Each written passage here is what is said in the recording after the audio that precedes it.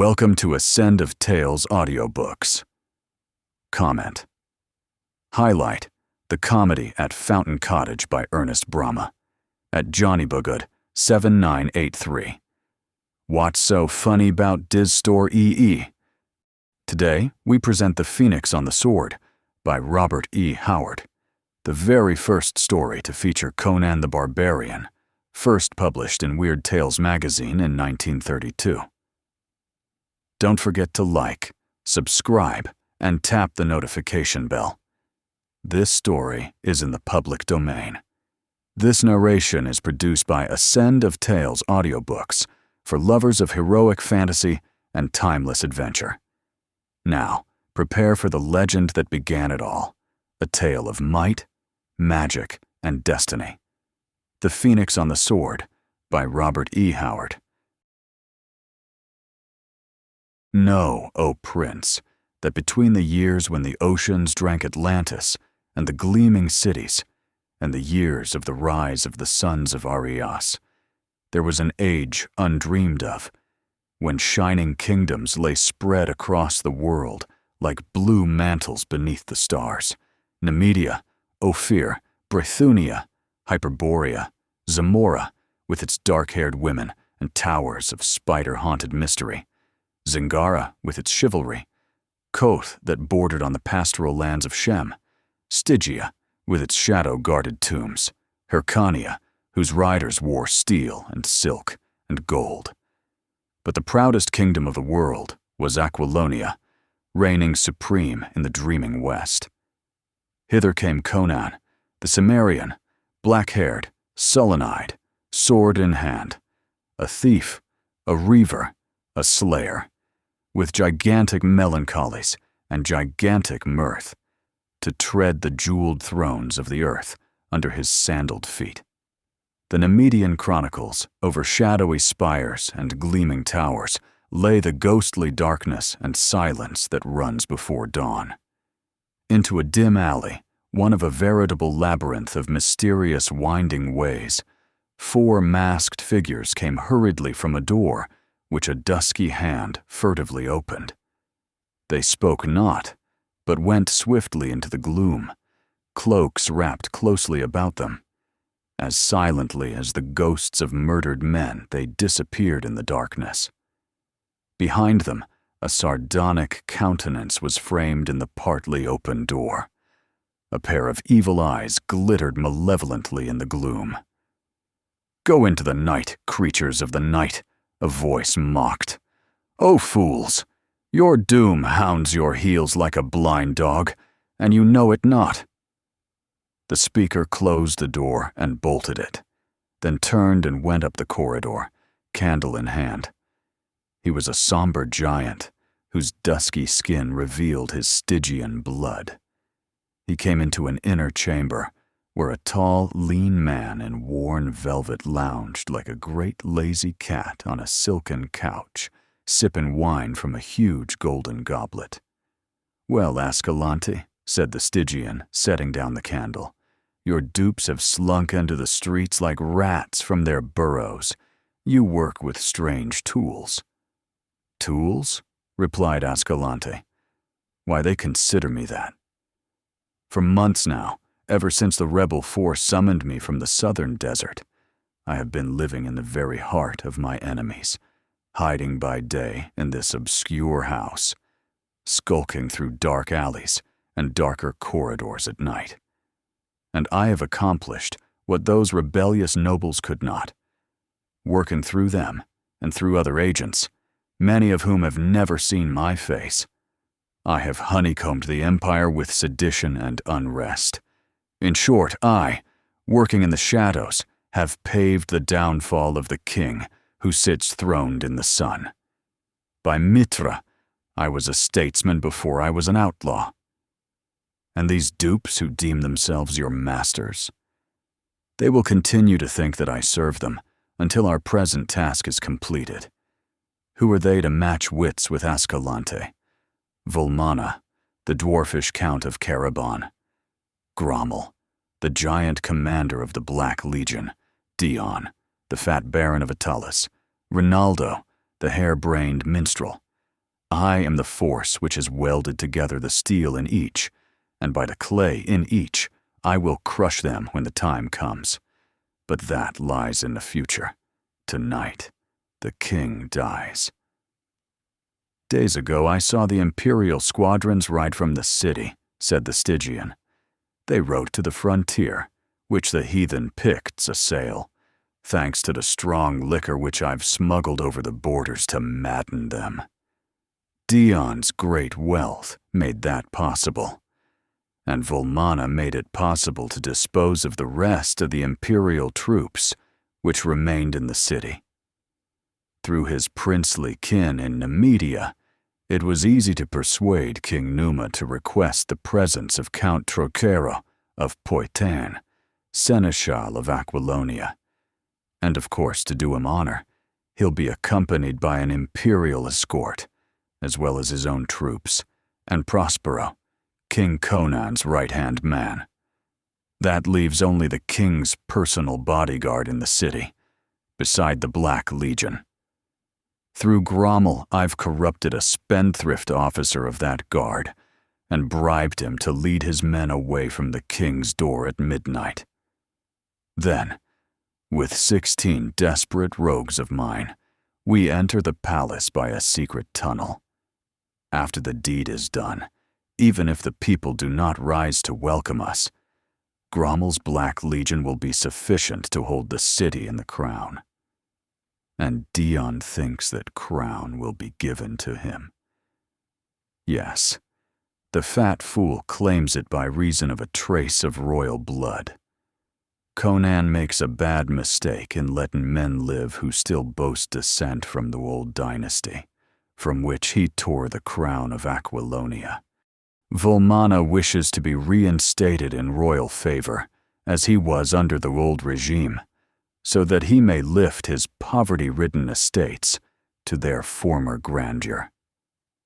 Grommel hates Pallantides, commander of the Black Dragons, and desires the command of the whole army, with all the stubbornness of the Bosonian. Alone of us all, Rinaldo has no personal ambition. He sees in Conan a red-handed, rough-footed barbarian who came out of the north to plunder a civilized land.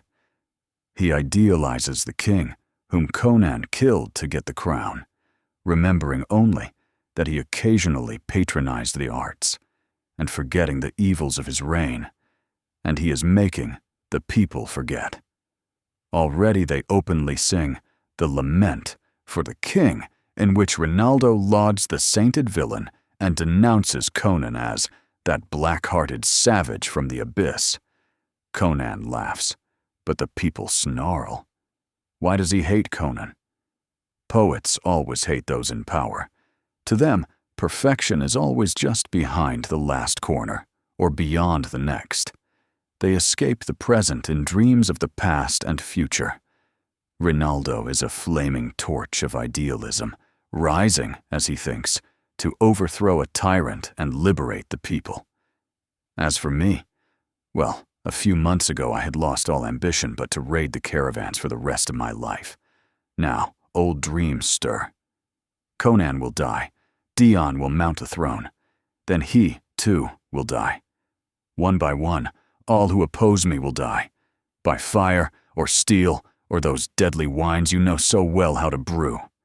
Ascendoftalesaudiobooks, King of Aquilonia. How like you the sound of it? The Stygian shrugged his broad shoulders. There was a time, he said with unconcealed bitterness, when I too had my ambitions, beside which yours seemed tawdry and childish. To what a state I have fallen. My old-time peers and rivals would stare. Indeed could they see Thothamon of the Ring serving as the slave of an outlander, and an outlaw at that, and aiding in the petty ambitions of barons and kings. You laid your trust in magic and mummery, answered Ascalante carelessly. I trust my wits and my sword. Wits and swords are as straws against the wisdom of the darkness, growled the Stygian, his dark eyes flickering with menacing lights and shadows. Had I not lost the ring, our positions might be reversed." "Nevertheless," answered the outlaw impatiently, "you wear the stripes of my whip on your back, and are likely to continue to wear them." "Be not so sure." The fiendish hatred of the Stygian glittered for an instant redly in his eyes. "Someday, somehow, I will find the ring again, and when I do, by the serpent fangs of Set, you shall pay." The hot-tempered Aquilonian started up and struck him heavily across the mouth. Thoth reeled back, blood starting from his lips. "You grow overbold, dog," growled the outlaw. "Have a care. I am still your master who knows your dark secret. Go upon the housetops and shout that Ascalante is in the city plotting against the king, if you dare." "I dare not," muttered the Stygian, wiping the blood from his lips. "No, you don't dare," Ascalante grinned bleakly. "For if I die by your stealth or treachery, a hermit priest in the southern desert will know of it, and will break the seal of a manuscript I left in his hands. And having read, a word will be whispered in Stygia, and a wind will creep up from the south by midnight. And where will you hide your head, Thothamon?" The slave shuddered, and his dusky face went ashen. "Enough!" Ascalante changed his tone peremptorily. "I have work for you." "I do not trust Dion. I bade him ride to his country estate and remain there until the work tonight is done. The fat fool could never conceal his nervousness before the king today. Ride after him, and if you do not overtake him on the road, proceed to his estate and remain with him until we send for him. Don't let him out of your sight. He is mazed with fear, and might bolt, might even rush to Conan in a panic and reveal the whole plot, hoping thus to save his own hide. Go." The slave bowed, hiding the hate in his eyes, and did as he was bidden. Ascalante turned again to his wine. Over the jeweled spires was rising a dawn crimson as blood. When I was a fighting man, the kettle drums they beat. The people scattered gold dust before my horse's feet. But now I am a great king. The people hound my track with poison in my wine cup and daggers at my back. The road of kings, the room was large and ornate, with rich tapestries on the polished paneled walls, deep rugs on the ivory floor, and with the lofty ceiling adorned with intricate carvings and silver scroll work. Behind an ivory, gold-inlaid writing table sat a man whose broad shoulders and sun-browned skin seemed out of place among those luxuriant surroundings. He seemed more a part of the sun and winds and high places of the outlands. His slightest movement spoke of steel spring muscles knit to a keen brain with the coordination of a born fighting man. There was nothing deliberate or measured about his actions. Either he was perfectly at rest, still as a bronze statue, or else he was in motion, not with the jerky quickness of overtense nerves, but with a cat-like speed that blurred the sight which tried to follow him. His garments were of rich fabric, but simply made. He wore no ring or ornaments, and his square-cut black mane was confined merely by a cloth of silver band about his head. Now he laid down the golden stylus with which he had been laboriously scrawling on waxed papyrus, rested his chin on his fist, and fixed his smoldering blue eyes enviously on the man who stood before him. This person was occupied in his own affairs at the moment, for he was taking up the laces of his gold-chased armor and abstractedly whistling, a rather unconventional performance, considering that he was in the presence of a king. "Prospero," said the man at the table, "these matters of statecraft weary me as all the fighting I have done never did." "All part of the game, Conan," answered the dark-eyed Poitanian. "You are king. You must play the part." "I wish I might ride with you to Nemedia," said Conan enviously. "It seems ages since I had a horse between my knees. But Publius says that affairs in the city require my presence. Curse him." "When I overthrew the old dynasty," he continued, speaking with the easy familiarity which existed only between the Poitanian and himself. It was easy enough, though it seemed bitter hard at the time. Looking back now over the wild path I followed, all those days of toil, intrigue, slaughter, and tribulation seem like a dream. I did not dream far enough, Prospero. When King Numedides lay dead at my feet, and I tore the crown from his gory head and set it on my own, I had reached the ultimate border of my dreams. I had prepared myself to take the crown, not to hold it. In the old free days, all I wanted was a sharp sword and a straight path to my enemies. Now no paths are straight, and my sword is useless. When I overthrew Numedides, then I was the liberator. Now they spit at my shadow. They have put a statue of that swine in the temple of Mitra, and people go and wail before it, hailing it as the holy effigy of a saintly monarch who was done to death by a red-handed barbarian.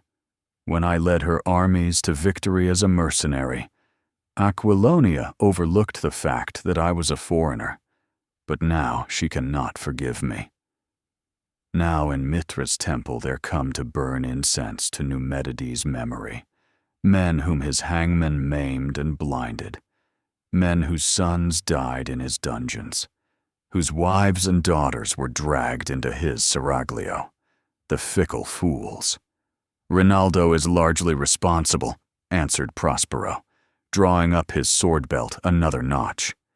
"He sings songs that make men mad. Hang him in his jester's garb to the highest tower in the city. Let him make rhymes for the vultures." Conan shook his lion head. "No, Prospero. He's beyond my reach. A great poet is greater than any king. His songs are mightier than my scepter, for he has near ripped the heart from my breast when he chose to sing for me. I shall die and be forgotten, but Rinaldo's songs will live forever." "No, Prospero," the king continued, a somber look of doubt shadowing his eyes. "There is something hidden, some undercurrent of which we are not aware. I sense it as in my youth I sensed the tiger hidden in the tall grass. There is a nameless unrest throughout the kingdom. I am like a hunter who crouches by his small fire amid the forest and hears stealthy feet padding in the darkness and almost sees the glimmer of burning eyes. If I could but come to grips with something tangible that I could cleave with my sword. I tell you, it's not by chance that the Picts have of late so fiercely assailed the frontiers, so that the Basonians have called for aid to beat them back. I should have ridden with the troops. Publius feared a plot to trap and slay you beyond the frontier," replied Prospero, smoothing his silken surcoat over his shining mail and admiring his tall, lithe figure in a silver mirror. "That's why he urged you to remain in the city. These doubts are born of your barbarian instincts. Let the people snarl. The mercenaries are ours, and the black dragons, and every rogue in Poitin swears by you. Your only danger is assassination, and that's impossible, with men of the imperial troops guarding you day and night. What are you working at there?" "A map," Conan answered with pride. "The maps of the court show well the countries of south, east, and west, but in the north they are vague and faulty. I am adding the northern lands myself. Here is Cimmeria, where I was born, and Asgard and Vanaheim." Prospero scanned the map, By Mitra, I had almost believed those countries to have been fabulous. Conan grinned savagely, involuntarily touching the scars on his dark face. You had known otherwise, had you spent your youth on the northern frontiers of Cimmeria? Asgard lies to the north, and Vanaheim to the northwest of Cimmeria, and there is continual war along the borders. What manner of men are these northern folk? Asked Prospero. Tall and fair and blue-eyed. Their god is Ymir, the frost giant, and each tribe has its own king. They are wayward and fierce. They fight all day, and drink ale, and roar their wild songs all night. Then I think you are like them, laughed Prospero. You laugh greatly, drink deep, and bellow good songs. Though I never saw another Cimmerian who drank aught but water, or who ever laughed, or ever sang save to chant dismal dirges. Perhaps it's the land they live in, answered the king. A gloomier land never was, all of hills, darkly wooded, under skies nearly always gray, with winds moaning drearily down the valleys. Little wonder men grow moody there, quoth Prospero, with a shrug of his shoulders, thinking of the smiling sun-washed plains and blue lazy rivers of Poitou, Aquilonia's southernmost province. They have no hope here or hereafter, answered Conan. Their gods are Crom and his dark race, who rule over a sunless place of everlasting mist, which is the world of the dead. Mitra, the ways of the Aesir were more to my liking. Well, grinned Prospero, the dark hills of Cimmeria are far behind you. And now I go. I'll quaff a goblet of white Nemedian wine for you at Numa's court. Good, grunted the king, but kiss Numa's dancing girls for yourself only, lest you involve the states. His gusty laughter followed Prospero out of the chamber. Under the caverned pyramids, great Set coils asleep. Among the shadows of the tombs, his dusky people creep. I speak the word from the hidden gulfs that never knew the sun. Send me a servant for my hate, O scaled and shining one. The sun was setting, etching the green and hazy blue of the forest in brief gold. The waning beams glinted on the thick golden chain, which Dion of Attalus twisted continually in his pudgy hand as he sat in the flaming riot of blossoms and flowering trees, which was his garden. He shifted his fat body on his marble seat and glanced furtively about, as if in quest of a lurking enemy. He sat within a circular grove of slender trees, whose interlapping branches cast a thick shade over him. Near at hand, a fountain tinkled silverly, and other unseen fountains in various parts of the great garden whispered an everlasting symphony. Dion was alone, except for the great dusky figure, which lounged on a marble bench close at hand, watching the Baron with deep, somber eyes. Dion gave little thought to Thothamon. He vaguely knew that he was a slave in whom Ascalante reposed much trust, but like so many rich men, Dion paid scant heed to men below his own station in life. You need not be so nervous, said Thoth. The plot cannot fail. Ascalante can make mistakes as well as another, snapped Dion, sweating at the mere thought of failure. Not he, grinned the Stygian savagely, else I had not been his slave, but his master. What talk is this? Peevishly returned Dion, with only half a mind on the conversation. Thothamon's eyes narrowed. For all his iron self-control, he was near bursting with long, pent-up shame, hate, and rage, ready to take any sort of a desperate chance. What he did not reckon on was the fact that Dion saw him, not as a human being with a brain and a wit, but simply a slave, and as such, a creature beneath notice. Listen to me, said Thoth. You will be king. But you little know the mind of Ascalante. You cannot trust him once Conan is slain. I can help you.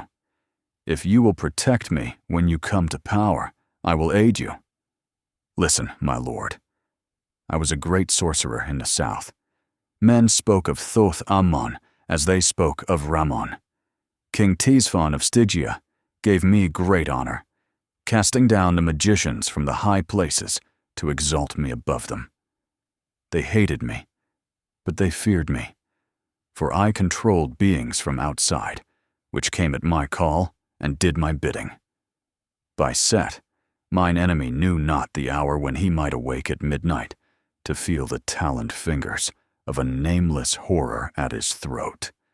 I did dark and terrible magic with the serpent ring of Set, which I found in a nighted tomb a league beneath the earth, forgotten before the first man crawled out of the slimy sea. But a thief stole the ring, and my power was broken. The magicians rose up to slay me, and I fled. Disguised as a camel driver, I was traveling in a caravan in the land of Koth when Ascalante's reavers fell upon us. All in the caravan were slain except myself. I saved my life by revealing my identity to Ascalante and swearing to serve him. Bitter has been that bondage. To hold me fast, he wrote of me in a manuscript and sealed it and gave it into the hands of a hermit who dwells on the southern borders of Koth. I dare not strike a dagger into him while he sleeps, or betray him to his enemies, for then the hermit would open the manuscript and read. Thus Ascalante instructed him, and he would speak a word in Stygia. Again Thoth shuddered, and an ashen hue tinged his dusky skin. Men knew me not in Aquilonia, he said, but should my enemies in Stygia learn my whereabouts, not the width of half a world between us would suffice to save me from such a doom as would blast the soul of a bronze statue. Only a king with castles and hosts of swordsmen could protect me. So I had told you my secret, and urge that you make a pact with me. I can aid you with my wisdom, and you can protect me. And someday, I will find the ring. Ring? Ring? Thoth had underestimated the man's utter egoism. Dion had not even been listening to the slave's words, so completely engrossed was he in his own thoughts. But the final word stirred a ripple in his self-centeredness. Ring, he repeated. That makes me remember. My ring of good fortune. I had it from a Shemitish thief who swore he stole it from a wizard far to the south, and that it would bring me luck. I paid him enough, Mitra knows. By the gods, I need all the luck I can have, what with Volmana and Ascalante dragging me into their bloody plots. I'll see to the ring. Thoth sprang up, blood mounting darkly to his face, while his eyes flamed with the stunned fury of a man who suddenly realizes the full depths of a fool's swinish stupidity. Dion never heeded him. Lifting a secret lid in the marble seat, he fumbled for a moment among a heap of gewgaws of various kinds, barbaric charms, bits of bones, pieces of tawdry jewelry, luck, pieces and conjures which the man's superstitious nature had prompted him to collect. Ah, here it is. He triumphantly lifted a ring of curious make. It was of a metal like copper, and was made in the form of a scaled serpent, coiled in 3 loops, with its tail in its mouth. Its eyes were yellow gems which glittered balefully. Thoth Ammon cried out as if he had been struck, and Daon wheeled and gaped, his face suddenly bloodless. The slave's eyes were blazing, his mouth wide, his huge, dusky hands outstretched like talons. "The ring! By Set! The ring!" he shrieked. "My ring! Stolen from me!" Steel glittered in the Stygian's hand, and with a heave of his great dusky shoulders, he drove the dagger into the Baron's fat body. Dion's high, thin squeal broke in a strangled gurgle, and his whole flabby frame collapsed like melted butter. A fool to the end, he died in mad terror, not knowing why. Flinging aside the crumpled corpse, already forgetful of it, Thoth grasped the ring in both hands, his dark eyes blazing with a fearful avidness. "My ring," he whispered in terrible exultation. "My power." How long he crouched over the baleful thing, motionless as a statue, drink on the evil aura of it into his dark soul. Not even the Stygian knew. When he shook himself from his reverie and drew back his mind from the nighted abysses where it had been questing, the moon was rising, casting long shadows across the smooth marble back of the garden seat, at the foot of which sprawled the darker shadow which had been the Lord of Atalis. "No more, Ascalante, no more!" whispered the Stygian, and his eyes burned red as a vampire's in the gloom. Stooping, he cupped a handful of congealing blood from the sluggish pool in which his victim sprawled, and rubbed it in the copper serpent's eyes until the yellow sparks were covered by a crimson mask. "Blind your eyes, mystic serpent," he chanted in a blood-freezing whisper. "Blind your eyes to the moonlight and open them on darker gulfs. What do you see, O serpent of Set? Whom do you call from the gulfs of the night, whose shadow falls on the waning light? Call him to me, O serpent of Set," stroking the scales with a peculiar circular motion of his fingers, a motion which always carried the fingers back to their starting place. His voice sank still lower as he whispered dark names and grisly incantations, forgotten the world over, save in the grim hinterlands of dark Stygia, where monstrous shapes move in the dusk of the tombs. There was a movement in the air about him, such a swirl as is made in water when some creature rises to the surface. A nameless, freezing wind blew on him briefly, as if from an opened door. Thoth felt a presence at his back, but he did not look about. He kept his eyes fixed on the moonlit space of marble, on which a tenuous shadow hovered. As he continued his whispered incantations, this shadow grew in size and clarity until it stood out distinct and horrific.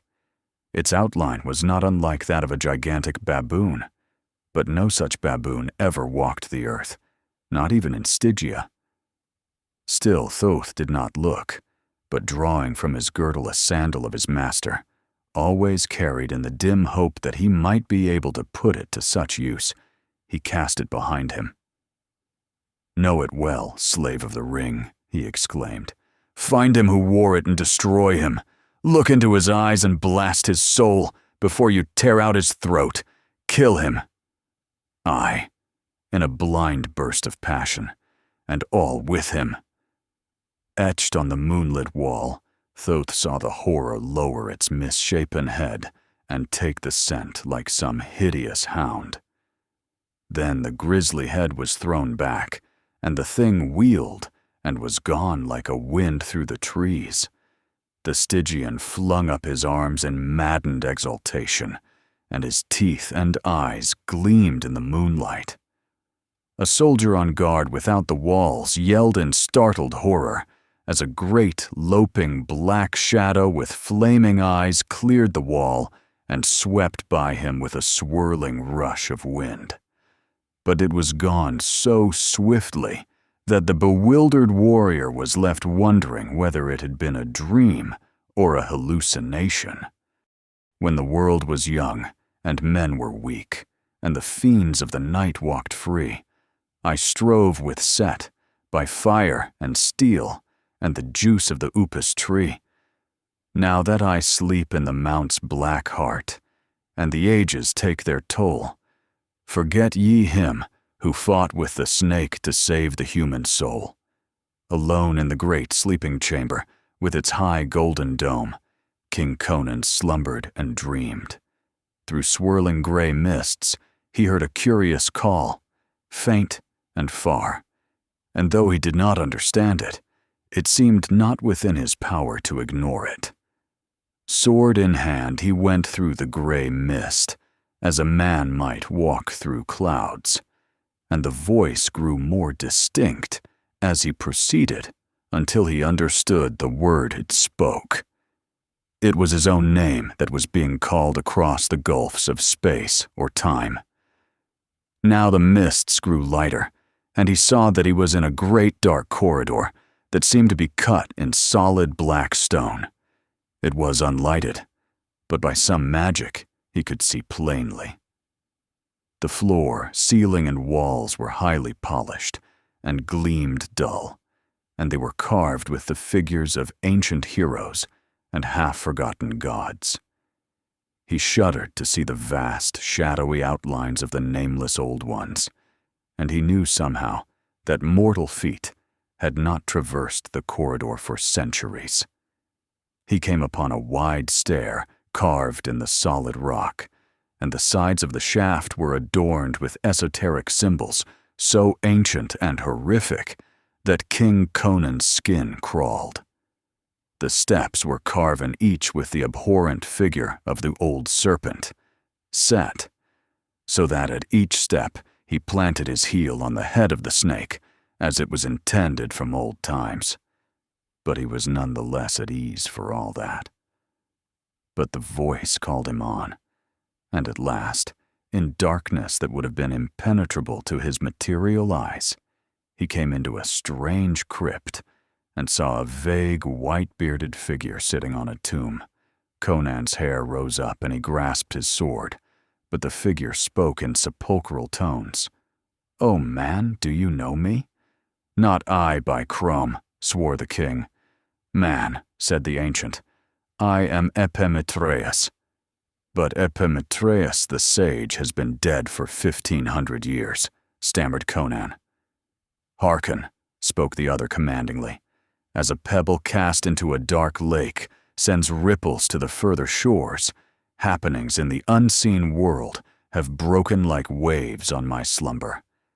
I have marked you well, Conan of Cimmeria, and the stamp of mighty happenings and great deeds is upon you. But dooms are loose in the land, against which your sword cannot aid you." "You speak in riddles," said Conan uneasily.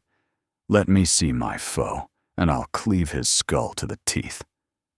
"Loose your barbarian fury against your foes of flesh and blood," answered the ancient. "It is not against men I must shield you. There are dark worlds barely guessed by man, wherein formless monsters stalk, fiends which may be drawn from the outer voids to take material shape and rend and devour at the bidding of evil magicians. There is a serpent in your house, O king, an adder in your kingdom, come up from Stygia, with the dark wisdom of the shadows in his murky soul. As a sleeping man dreams of the serpent which crawls near him, I have felt the foul presence of Set's neophyte. He is drunk with terrible power, and the blows he strikes at his enemy may well bring down the kingdom. I have called you to me to give you a weapon against him and his hellhound pack." "But why?" bewilderedly asked Conan. "Men say you sleep in the black heart of Golamira, whence you send forth your ghost on unseen wings to aid Aquilonia in times of need. But I am an outlander and a barbarian." "Peace," the ghostly tones reverberated through the great shadowy cavern. "Your destiny is one with Aquilonia. Gigantic happenings are forming in the web and the womb of fate, and a blood-mad sorcerer shall not stand in the path of imperial destiny.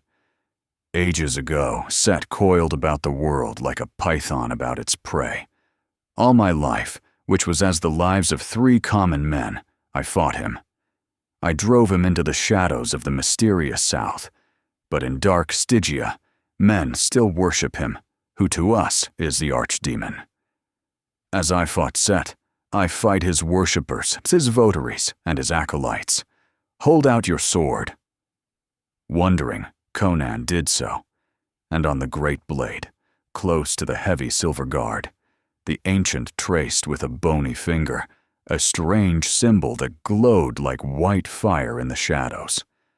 And on the instant crypt, tomb and ancient vanished, and Conan, bewildered, sprang from his couch in the great golden dome chamber.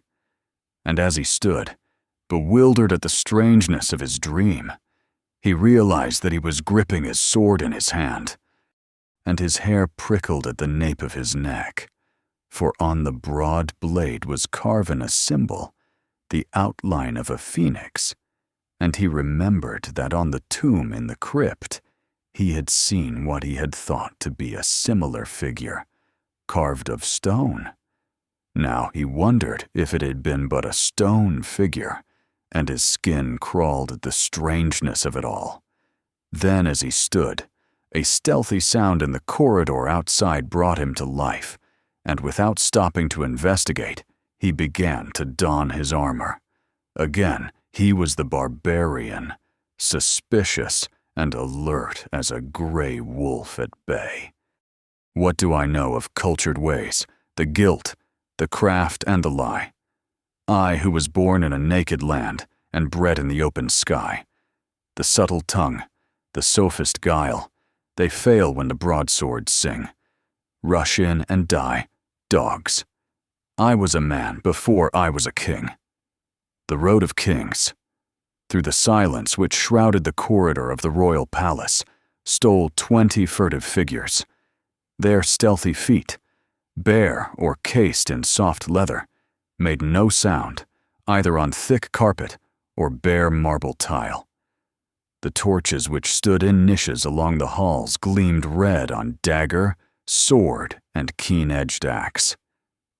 "Easy all," hissed Ascendante. "Stop that cursed loud breathing, whoever it is. The officer of the night guard has removed most of the sentries from these halls and made the rest drunk. But we must be careful, just the same. Back. Here come the guard." They crowded back behind a cluster of carven pillars, and almost immediately 10 giants in black armor swung by at a measured pace. Their faces showed doubt as they glanced at the officer who was leading them away from their post of duty. This officer was rather pale. As the guard passed the hiding places of the conspirators, he was seen to wipe the sweat from his brow with a shaky hand. He was young, and this betrayal of a king did not come easy to him. He mentally cursed the vainglorious extravagance which had put him in debt to the moneylenders and made him a pawn of scheming politicians. The guardsmen clanked by and disappeared up the corridor. "Good," grinned Ascendante. "Conan sleeps unguarded. Haste! If they catch us killing him, we're undone. But few men will espouse the cause of a dead king." "Aye, haste!" cried Rinaldo, his blue eyes matching the gleam of the sword he swung above his head. "My blade is thirsty. I hear the gathering of the vultures." On exclamation mark, they hurried down the corridor with reckless speed and stopped before a gilded door which bore the royal dragon symbol of Aquilonia. "Grummel!" snapped Ascendante. "Break me this door open!" The giant drew a deep breath and launched his mighty frame against the panels, which groaned and bent at the impact. Again he crouched and plunged. With a snapping of bolts and a rending crash of wood, the door splintered and burst inward. "In!" roared Ascendante, on fire with the spirit of the deed. "In!" yelled Rinaldo. "Death to the tyrant!" They stopped short. Conan faced them. Not a naked man roused mazed and unarmed out of deep sleep to be butchered like a sheep, but a barbarian wide awake and at bay, partly armored, and with his long sword in his hand. "In, rogues!" yelled the outlaw. He is 1 to 20 and he has no helmet." True. There had been lack of time to don the heavy-plumed casque, or to lace in place the side plates of the cuirass, nor was there now time to snatch the great shield from the wall. Still, Conan was better protected than any of his foes, except Volmana and Grummel, who were in full armor. The king glared, puzzled as to their identity. Ascalante he did not know. He could not see through the closed visors of the armored conspirators, and Rinaldo had pulled his slouch cap down above his eyes. But there was no time for surmise. With a yell that rang to the roof, the killers flooded into the room. Grommel first. He came like a charging bull, head down, sword low for the disemboweling thrust. Conan sprang to meet him, and all his tigerish strength went into the arm that swung the sword. In a whistling arc, the great blade flashed through the air and crashed on the Bessonian's helmet. Blade and casque shivered together, and Grommel rolled lifeless on the floor. Conan bounded back, still gripping the broken hilt. "Grommel," he spat, his eyes blazing in amazement, as the shattered helmet disclosed the shattered head. Then the rest of the pack were upon him. A dagger point raked along his ribs between breastplate and back plate. A sword edge flashed before his eyes. He flung aside the dagger wielder with his left arm and smashed his broken hilt like a cestus into the swordsman's temple. The man's brains spattered in his face. "Watch the door, 5 of you!" screamed Ascalante, dancing about the edge of the singing steel whirlpool, for he feared that Conan might smash through their midst and escape. The rogues drew back momentarily as their leader seized several and thrust them toward the single door, and in that brief respite, Conan leaped to the wall and tore therefrom an ancient battle-axe, which, untouched by time, had hung there for half a century. With his back to the wall, he faced the closing ring for a flashing instant, then leaped into the thick of them. He was no defensive fighter. Even in the teeth of overwhelming odds, he always carried the war to the enemy. Any other man would have already died there, and Conan himself did not hope to survive, but he did ferociously wish to inflict as much damage as he could before he fell. His barbaric soul was ablaze, and the chants of old heroes were singing in his ears.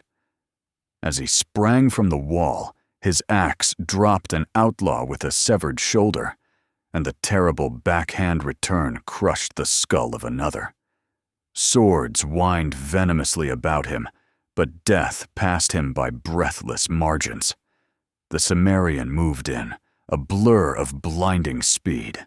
He was like a tiger among baboons as he leaped, sidestepped, and spun, offering an ever-moving target, while his axe wove a shining wheel of death about him. For a brief space, the assassins crowded him fiercely, raining blows blindly, and hampered by their own numbers. Then they gave back suddenly. 2 corpses on the floor gave mute evidence of the king's fury, though Conan himself was bleeding from wounds on arm, neck, and legs. "Knaves!" screamed Rinaldo, dashing off his feathered cap, his wild eyes glaring. "Do you shrink from the combat? Shall the despot live? Out on it!" He rushed in, hacking madly, but Conan, recognizing him, shattered his sword with a short, terrific chop, and with a powerful push of his open hand, sent him reeling to the floor. The king took Ascalante's point in his left arm, and the outlaw barely saved his life by ducking and springing backward from the swinging axe. Again the wolves swirled in, and Conan's axe sang and crushed. A hairy rascal stooped beneath its stroke and dived at the king's legs. But after wrestling for a brief instant at what seemed a solid iron tower, glanced up in time to see the axe falling, but not in time to avoid it. In the interim, one of his comrades lifted a broadsword with both hands and hewed through the king's left shoulder plate, wounding the shoulder beneath. In an instant, Conan's cuirass was full of blood. Volmana, flinging the attackers right and left in its savage impatience, came plowing through and hacked murderously at Conan's unprotected head. The king ducked deeply, and the sword shaved off a lock of his black hair as it whistled above him. Conan pivoted on his heel and struck in from the side. The axe crunched through the steel cuirass, and Volmana crumpled with his whole left side caved in. "Volmana!" gasped Conan breathlessly. "I'll know that dwarf in hell!" He straightened to meet the maddened rush of Rinaldo, who charged in wild and wide open, armed only with a dagger. Conan leaped back, lifting his axe. "Rinaldo!" His voice was strident with desperate urgency. "Back! I would not slay you! Die, tyrant!" screamed the mad minstrel, hurling himself headlong on the king. Conan delayed the blow he was loth to deliver until it was too late. Only when he felt the bite of the steel in his unprotected side did he strike, in a frenzy of blind desperation. Rinaldo dropped with his skull shattered, and Conan reeled back against the wall, blood spurting from between the fingers, which gripped his wound. "In, now, and slay him!" yelled Ascendoftalesaudiobooks. Conan put his back against the wall and lifted his axe. He stood like an image of the unconquerable primordial. Legs braced far apart, head thrust forward, one hand clutching the wall for support, the other gripping the axe on high, with the great corded muscles standing out in iron ridges, and his features frozen in a death snarl of fury, his eyes blazing terribly through the mist of blood which veiled them. The men faltered, wild, criminal, and dissolute though they were, yet they came of a breed men called civilized, with a civilized background. Here was the barbarian, the natural killer. They shrank back. The dying tiger could still deal death. Conan sensed their uncertainty and grinned mirthlessly and ferociously. "Who dies first?" he mumbled through smashed and bloody lips. Ascendoftalesaudiobooks leaped like a wolf, halted almost in midair with incredible quickness, and fell prostrate to avoid the death which was hissing toward him. He frantically whirled his feet out of the way and rolled clear as Conan recovered from his missed blow and struck again. This time the axe sank inches deep into the polished floor, close to Ascendoftalesaudiobooks' revolving legs. Another misguided desperado chose this instant to charge, followed half-heartedly by his fellows. He intended killing Conan before the Cimmerian could wrench his axe from the floor, but his judgment was faulty. The red axe lurched up and crashed down, and a crimson caricature of a man catapulted back against the legs of the attackers. At that instant, a fearful scream burst from the rogues at the door as a black, misshapen shadow fell across the wall. As the first tinge of dawn reddened the sea, a small boat with a solitary occupant approached the cliffs. The man in the boat was a picturesque figure. A crimson scarf was knotted about his head. His wide silk breeches, of flaming hue, were upheld by a broad sash, which likewise supported a scimitar in a shagreen scabbard. His gilt-worked leather boots suggested the horseman rather than the seaman, but he handled his boat with skill. Through his widely open white silk shirt showed his broad, muscular breast, burned brown by the sun. The muscles of his heavy bronzed arms rippled as he pulled the oars with an almost feline ease of motion. A fierce vitality that was evident in each feature and motion set him apart from common men. Yet his expression was neither savage nor somber, though the smoldering blue eyes hinted at ferocity easily wakened. This was Conan, who had wandered into the armed camps of the Cossacks with no other possession than his wits and his sword, and who had carved his way to leadership among them. He paddled to the carven stair as one familiar with his environs and moored the boat to a projection of the rock. Then he went up the worn steps without hesitation. He was keenly alert, not because he consciously suspected hidden danger, but because alertness was a part of him, wedded by the wild existence he followed. What Ghaznavi had considered animal intuition or some sixth sense was merely the razor-edge faculties and savage wit of the barbarian.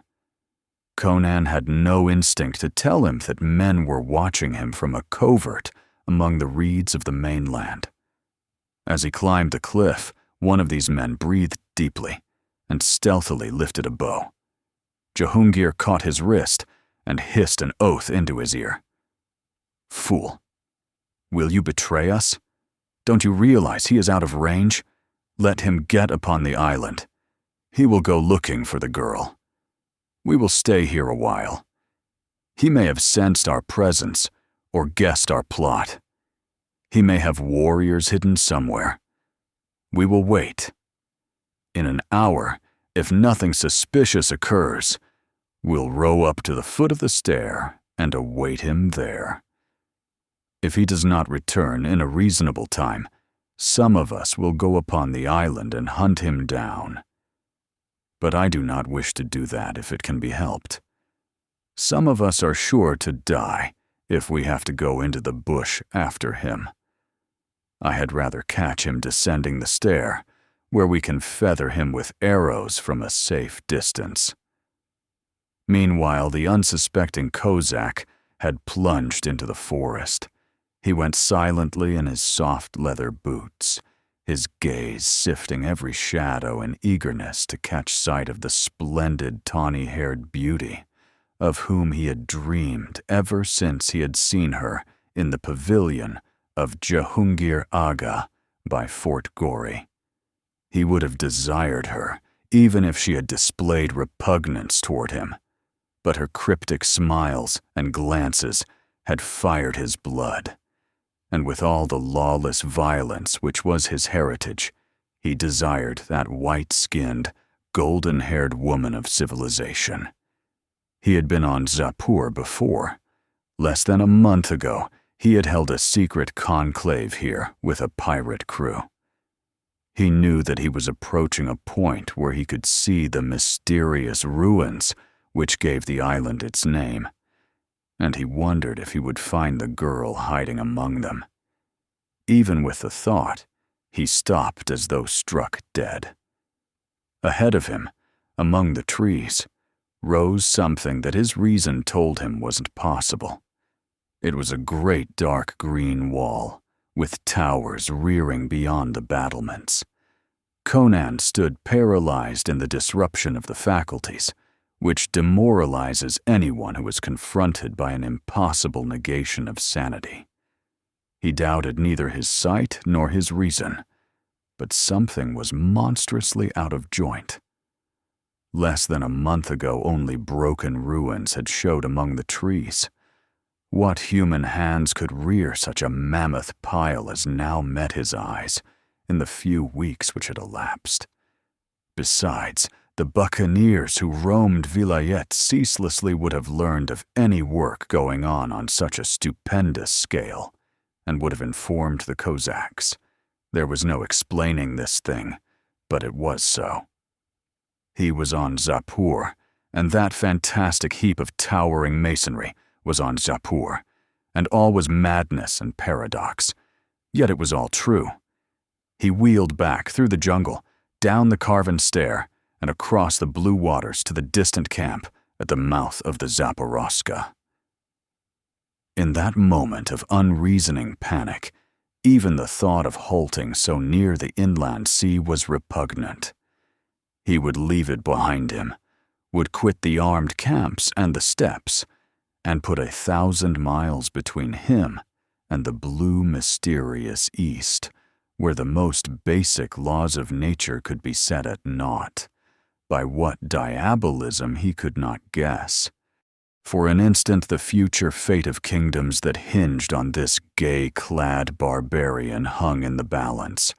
It was a small thing that tipped the scales, merely a shred of silk hanging on a bush that caught his uneasy glance. He leaned to it, his nostrils expanding, his nerves quivering to a subtle stimulant. On that bit of torn cloth, so faint that it was less with his physical faculties than by some obscure instinctive sense that he recognized it, lingered the tantalizing perfume that he connected with the sweet, firm flesh of the woman he had seen in Jehungir's pavilion. The fisherman had not lied then. She was here. Then in the soil, he saw a single track of a bare foot, long and slender, but a man's, not a woman's, and sunk deeper than was natural. The conclusion was obvious. The man who made that track was carrying a burden, and what should it be but the girl the Kozak was seeking? He stood silently facing the dark towers that loomed through the trees, his eyes slits of blue balefire. Desire for the yellow-haired woman vied with a sullen primordial rage at whoever had taken her. His human passion fought down his ultra-human fears, and dropping into the stalking crouch of a hunting panther, he glided toward the walls, taking advantage of the dense foliage to escape detection from the battlements. As he approached, he saw that the walls were composed of the same green stone that had formed the ruins, and he was haunted by a vague sense of familiarity. It was as if he looked upon something he had never seen before, but had dreamed of, or pictured mentally. At last, he recognized the sensation. The walls and towers followed the plan of the ruins. It was as if the crumbling lines had grown back into the structures they originally were. No sound disturbed the morning quiet as Conan stole to the foot of the wall, which rose sheer from the luxuriant growth. On the southern reaches of the inland sea, the vegetation was almost tropical. He saw no one on the battlements, heard no sounds within. He saw a massive gate a short distance to his left, and had no reason to suppose that it was not locked and guarded. But he believed that the woman he sought was somewhere beyond that wall, and the course he took was characteristically reckless. Above him, vine-festooned branches reached out toward the battlements. He went up a great tree like a cat, and reaching a point above the parapet, he gripped a thick limb with both hands, swung back and forth at arm's length until he had gained momentum, and then let go and catapulted through the air, landing cat-like on the battlements. Crouching there, he stared down into the streets of a city. The circumference of the wall was not great, but the number of green stone buildings it contained was surprising. They were 3 or 4 stories in height, mainly flat-roofed, reflecting a fine architectural style. The streets converged, like the spokes of a wheel, into an octagon-shaped court in the center of the town, which gave upon a lofty edifice, which, with its domes and towers, dominated the whole city. He saw no one moving in the streets or looking out of the windows, though the sun was already coming up. The silence that reigned there might have been that of a dead and deserted city. A narrow stone stair ascended the wall near him. Down this he went. Houses shouldered so closely to the wall that halfway down the stair he found himself within arm's length of a window and halted to peer in. There were no bars, and the silk curtains were caught back with satin cords. He looked into a chamber whose walls were hidden by dark velvet tapestries. The floor was covered with thick rugs, and there were benches of polished ebony and an ivory dais heaped with furs.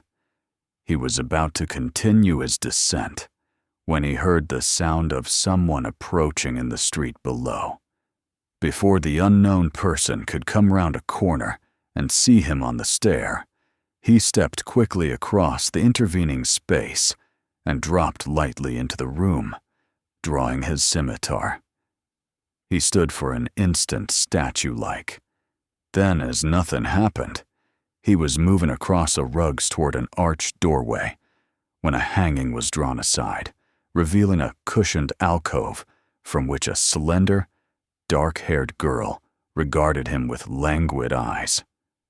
Conan glared at her tensely, expecting her momentarily to start screaming.